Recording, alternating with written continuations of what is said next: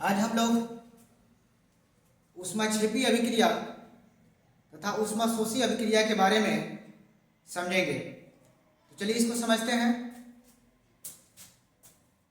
ऊष्माक्षेपी अभिक्रिया किसे कहते हैं? तो जिस रासायनिक अभिक्रिया में उत्पादन के निर्माण के साथ साथ, यानी ऐसी रासायनिक अभिक्रिया जिसमें कुछ प्रोडक्ट हो, कुछ उत्पादन हो, उसके साथ साथ क्या ऊष्मा भी उत्पन्न होती है, यानी कुछ बनने के साथ साथ उसमें ऊष्मा भी उत्पन्न हो, तो उसे हम लोग क्या बोलेंगे? ऊष्माक्षेपी अभिक्रिया। जैसे देखिए यहाँ पर प्राकृतिक गैस का दहन हो रहा है, जो CH4 है। प्राकृतिक गैस कौन है? CH4 यानी मीथेन गैस। और यहाँ पर क्या है? ऑक्सीजन।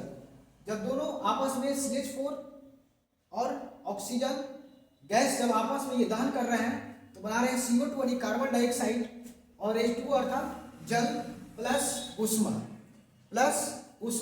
यानी ऊष्मा भी इसमें क्या हो रही है? उत्पन्न हो रही है। जलने के बाद कुछ ऊष्मा, कुछ जरूरी है कि जो चीज जलेगा उसमें कुछ ना कुछ हीट जरूर उत्पन्न होगी, गर्मी जरूर उत्पन्न होगा। जैसे आजकल मान लीजिए ठंड का मौसम है तो हम लोग लकड़ी जलाएंगे तो उसमें ऊष्मा भी निकलेगी, प्रकाश भी निकलेगा, ठीक है, और CO2 भी निकलेगा। इस तरह से ऊष्मा जिसमें उत्पन्न होती है ऊष्माक्षेपी अभिक्रिया। दूसरा है C+O2 यानी कार्बन डाइऑक्साइड उत्पन्न होगा, यानी बनेगा, प्रोडक्ट होगा, और प्लस में क्या होगा? इसमें ऊष्मा उत्पन्न होगी। नोट में लिखा गया है लकड़ी का जलना तथा शाक सब्जियों का विघटित होकर कंपोस्ट बनना ऊष्माक्षेपी अभिक्रिया होता है। जैसे आपको क्लास में ऑब्जेक्टिव क्वेश्चन पूछ लिया जाता है कि शाक सब्जियों का विघटित होना कौन सी अभिक्रिया है, तो कौन अभिक्रिया होगा? ऊष्माक्षेपी अभिक्रिया। कौन अभिक्रिया? ऊष्माक्षेपी अभिक्रिया। इसलिए इसको नोट में लिख दिया गया है। कभी कभी यहाँ से क्वेश्चन पूछ लिया जाता है कि शाक सब्जियों का विघटित होना कौन सा अभिक्रिया है, तो क्या लगाइएगा?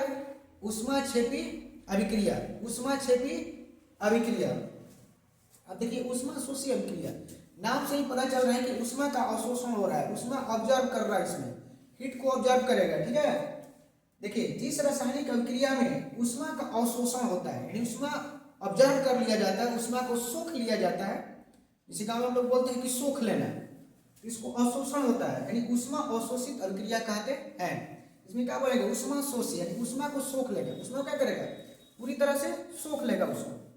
जैसे यहाँ पर दिया गया N2+O2 प्लस ऊष्मा, तो देखिए यहाँ पर बना जो प्रोडक्ट बना 2NO बना, 2NO यानी ऊष्मा इसमें क्या हो गया? ऑब्जर्व हो गया। उसमें क्या हो गया? ऑब्जर्व यानी सोख लिया गया। यहाँ पर देखिए CaCO3 जब इसको हीट किया जा रहा है तो CO प्लस CO2 बन रहा है, तो CO2 तो गैस बन के उड़ जाएगा, कार्बन डाइऑक्साइड।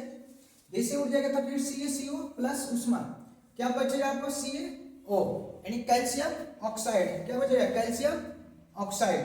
इस तरह से इसमें ऊष्मा का क्या हो गया? अवशोषण हो गया। उसमें क्या हो गया? अवशोषण।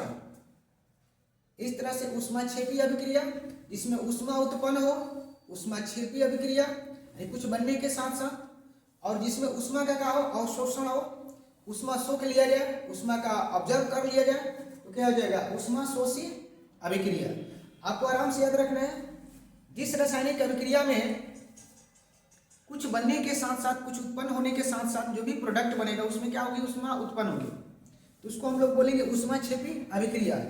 और जिसमें कुछ बनने के साथ साथ क्या हो? ऊष्मा का अवशोषण हो। ऊष्मा का क्या हो? अवशोषण, यानी ऊष्मा को पूरी तरह से सोख लिया जाए, तो उसे हम लोग बोलेंगे ऊष्माशोषी अभिक्रिया। क्या बोलेंगे? ऊष्माशोषी अभिक्रिया। इस प्रकार से आप लोग को अंतर समझ में आ गया होगा कि ऊष्माक्षेपी क्या है? जिसमें ऊष्मा उत्पन्न हो, और ऊष्माशोषी क्या है? जिसमें ऊष्मा को सोख लिया जाए, ठीक है। चलिए इसको नोट कर लीजिए।